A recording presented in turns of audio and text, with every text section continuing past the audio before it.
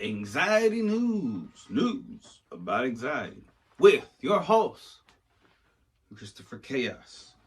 This week, we are discussing a new study. Holy shit. I don't know what.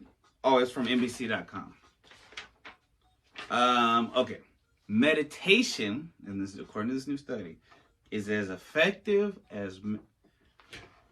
Sorry. Did I say it right? Meditation is as effective as medication for anxiety, a study finds. Let me fix the camera a bit because it's kind of crooked.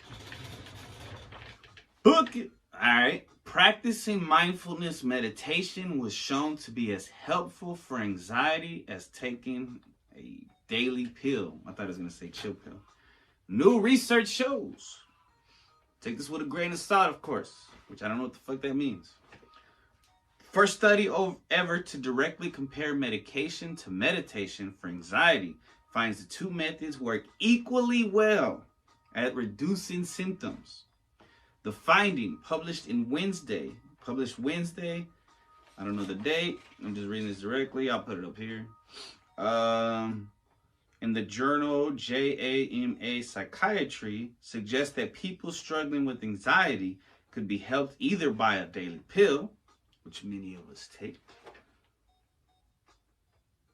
which also could come with side effects, or a daily practice of mindfulness, which requires a substantial time commitment. It's not easy. For both treatments, we had people who said this really worked, said study author Dr. Elizabeth Hodge, director of the Anxiety Disorders Research Program and associate professor of psychiatry at Georgetown University Medical Center in Washington, D.C. About 6.8 million adults in the U.S. have generalized anxiety disorder, but less than half receive treatment, according to the Anxiety and Depression Association of America. The 2-month study included 276 patients diagnosed with generalized anxiety disorder. Half were given a common antidepressant, escitalopram, brand name Lexapro. Oh, I take that shit. I don't know, but I call it escitalopram. It's a little different. And the other half participated in a mindfulness-based stress reduction program. So I try to do both and be super chill. Both groups reported moderate improvements, a 20% reduction in symptoms at the end of the study, regardless of their treatment.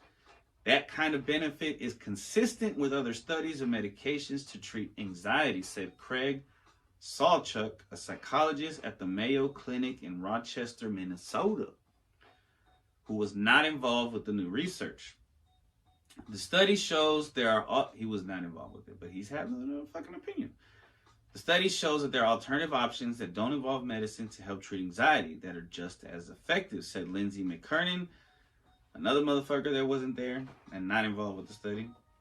She's a professor of psychiatry, behavioral sciences at Vanderbilt National.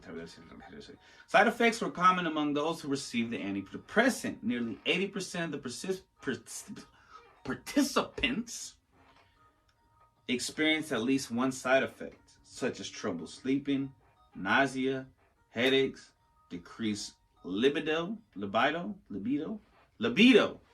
and increased anxiety. Whoa, the opposite effect of what we're supposed to do. Most were considered mild. Just one side effect, increased anxiety, was reported in the mindfulness group by about 15% of the participants.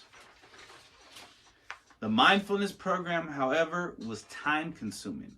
Participants were required to attend twice weekly, 2.5-hour group classes for 8 weeks, plus 1 full day at a meditation retreat. In addition, they were told to practice meditating for 45 minutes each day for the entire study period. Hodge noted that at a 6-month follow-up, 58% of people in the Lexapro group were still taking the drug, while just 28% in the meditation group were still practicing mindfulness at least 4 days a week. It's unclear why so many meditation participants appear to drop off, she said. It could be that they were no longer experiencing symptoms or that the time constraints were simply too great. It might be easy to remember to take a medication once a day than fitting in a 45-minute meditation, Sawchuk said.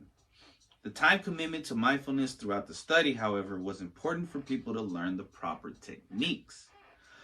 Hodge said, mindfulness involves focusing on one single thing, usually breathing, or the sounds going on around you, and clearing the mind of other thoughts.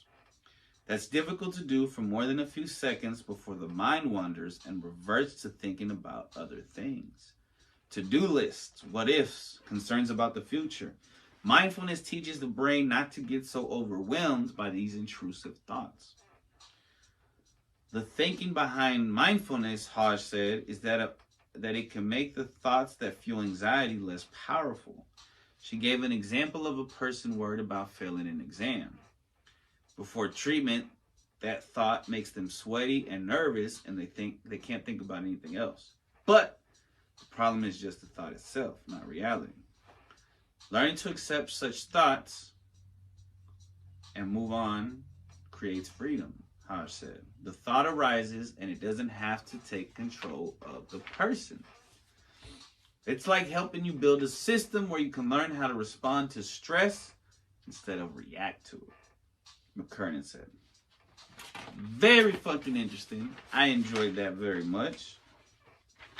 I think that's a good study that they did. I'm surprised that they did it because that could possibly take away money from the big pharma. We shall see. We shall see, my friends. Thank you for joining Anxiety News.